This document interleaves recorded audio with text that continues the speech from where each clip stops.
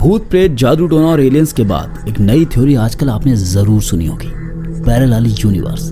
Parallel universe एक ऐसी theory है जो सुनने में दिलचस्प तो है ही, साथ ही काफी चौंकाने वाली भी है। इसके अनुसार हम एक मल्टीवर्स यूनिवर्स में रहते हैं, जिसमें हमारे जैसा ही एक और संसार होगा, हमारे जैसे ही लोग होंगे, बल्कि हम ही होंगे, लेकिन बिल्कुल अलग तरह से। उदाहरण के लिए हो सकता है कि जो आपका यहाँ इस दुनिया में दोस्त हो, वो समानांतर ब्रह्मांड में आपका दुश्मन हो।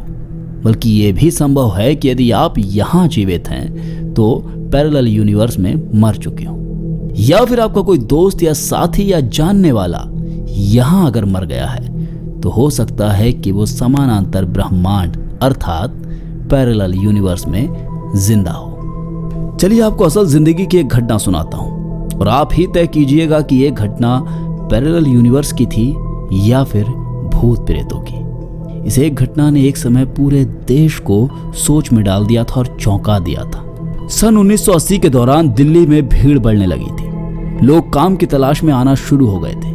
ऐसे में कुछ बड़े पैसे वालों ने सोचा कि क्यों ना दिल्ली के करीब ही एक ऐसा शहर बसाया जाए जहां हर सुख सुविधा हो, जो मॉडर्न हो और जहां दुनिया भर की कंपनियां आकर अपने ऑफिस सेटअप कर सकें।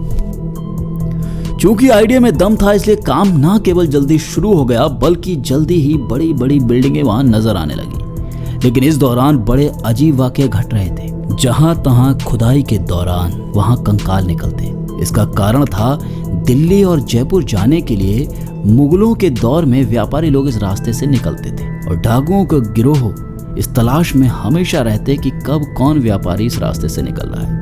जब भी ऐसा कुछ होता वो उन्हें मारते और वहीं कहीं दफना देते। खैर समय बढ़ता गया और जल्दी ही गुड़गांव, जो कि अब गुरुग्राम हो गया है, बनकर तैयार हो चुका था। एक बेहद आलीशान, बड़ी बिल्डिंगों और बड़ी कंपनियों का शहर। गुड़गांव में सैफरॉन नाम का एक बीपीओ खुलता है और जैसा कि इन कंपनियों का कल्चर होता है बेस्ट एम्प्लॉय चुनने का, तो पहले महीने रोज नाम की एक 25-26 साल की लड़की बेस्ट एम्प्लॉय यानी कि एम्प्लॉय ऑफ द मंथ चुनी जाती है और उसके बाद अगले लगातार 5 महीनों तक एम्प्लॉय ऑफ द मंथ रहती है। पूरे सैफरॉन में वो स्टार परफॉर्मर हो जाती है। सारे कुलीग, सारे सीनियर्स उसके फैन हो जाते हैं। एक लड़की जो उसके साथ लगातार कैब में आती थी, जाती थी और उसके साथ उसके पड़ोस वाले केबिन में बैठती थी, उसकी बेस्ट फ्रेंड हो जाती है। सब कुछ बढ़िया चल रहा होता है कि एक दिन रोज को एक इनबाउंड कॉल आती है। आमतौर पर कस्टमर केयर कॉल 3 से 5 मिनट की होती है, अगर बहुत ज़्यादा हो जाए तो 10 से 15 मिनट की। लेकिन रोज उस कॉल पर 50 मिनट तक बात करती रहती है और धीरे धीरे उसके चेहरे के हाव भाव बदलने लगते हैं। जब उसकी टीम लीडर ये देखती है तो दूसरे फ़ोन से उसका फ़ोन सुनने की कोशिश करती है ताकि अगर उसको मदद की कोई ज़रूरत हो तो की जा सके। जैसे ही टीम लीडर फोन उठाकर कान पर लगाती है तो उधर कोई होता ही नहीं है। वो रोज की तरफ देखती है। रोज के चेहरे के हाव भाव बुरी तरह बिगड़ चुके होते हैं। वो फोन रखती है और वॉशरूम चली जाती है। इस दौरान टीम लीडर वो नंबर निकलवाने का प्रयास करती है, पर पता चलता है कि कोई कॉल आया ही नहीं था। जब रोज वापस आती है तो कोई भी उससे कुछ नहीं पूछता।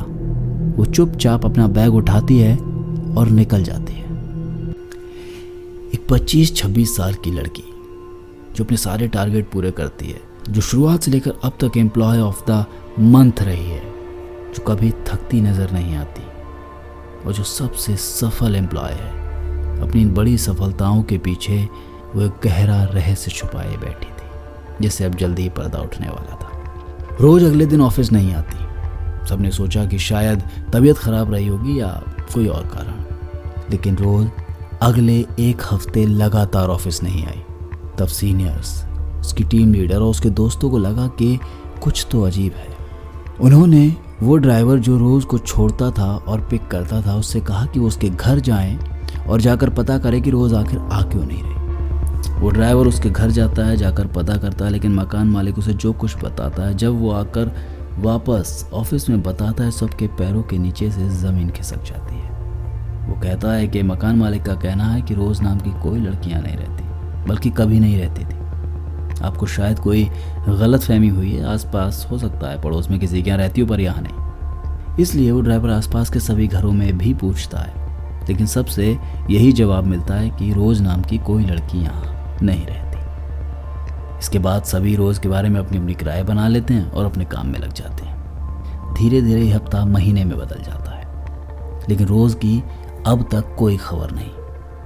रोज़ जैसी जिम्मेदार और समझदार लड़की से ऐसी उम्मीद किसी को नहीं थी। इसलिए ये बात किसी को पच नहीं रही थी कि पिछले 1 महीने से अचानक चली गई रोज़ का कोई पता नहीं है, कोई इन्फॉर्मेशन नहीं है। इसीलिए उसके दोस्त, टीम लीडर और कंपनी के आला अधिकारी ये तय करते हैं कि रोज़ का पता लगाया जाए। इसके लिए लंबी मशक्क़त की जाती है और लगभग महीने भर में उसके माँ बाप का पता निकाल लिया जाता है।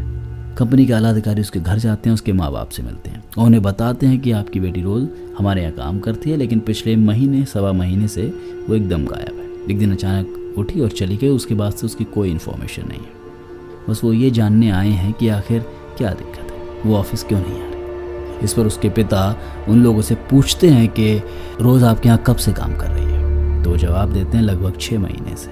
वो इशारा करते हैं दीवार पर टंगे एक फ़ोटो की तरफ और पूछते हैं क्या आपको यकीन है आप मेरी बेटी के बारे में बात कर रहे हैं। ये लोग रोज़ की आईडी, उसकी बाकी डिटेल्स जिसमें उसका फ़ोटो भी था, उसके पिता को दिखाते हैं। दोनों लड़कियां एक ही होती हैं। उसके पिता ने आगे जो कहा उसे सुनकर उन अधिकारियों की जैसे रूह कांप गई, आपकी भी ज़रूर कांप जाएगी। उन्होंने कहा कि मुझे समझ नहीं आ रहा कि आप क्या कह रहे हैं और ये कैसे संभव है। मेरी बेटी 8 साल पहले मर चुकी है। जब ये खबर सेफ्रॉन ऑफिस पहुंची तो रोज़ की बेस्ट फ्रेंड को हार्ट अटैक हो गया। उसके बाकी साथी जो कैब में जाते थे उसके साथ और उसके दोस्त हो गए थे दिमागी रूप से अस्थिर हो गए। एक एक करके लोगों ने सेफ्रॉन छोड़ना शुरू कर दिया और बहुत जल्द सेफ्रॉन सच में भुतहा नजर आने लगा और फिर एक दिन बंद हो गई। मैंने कहानी आपको बता दी, अब ये आपको तय करना है क्या यह सच में भूत प्रेतों का मामला था या फिर इसके पीछे कोई गहरी साजिश थी या फिर था पैरेलल यूनिवर्स। किसी तरह के ग्लिच से कोई और यूनिवर्स की रोज़ यहाँ इस यूनिवर्स में पहुँच गई थी और वो 1 घंटे लंबी कॉल जो कभी यहाँ इस संसार में हुई ही नहीं, क्या पैरेलल यूनिवर्स से थी।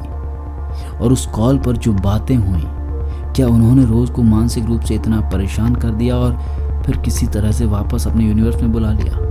कहानियाँ बहुत हैं, थ्योरीज बहुत हैं, अंदाजे बहुत हैं, लेकिन सच क्या है कोई नहीं जानता। ये तो बस हमारे बुद्धि विवेक पर है कि हम क्या सही मानते हैं और क्या गलत। आप भी अपनी राय कमेंट बॉक्स में ज़रूर दें।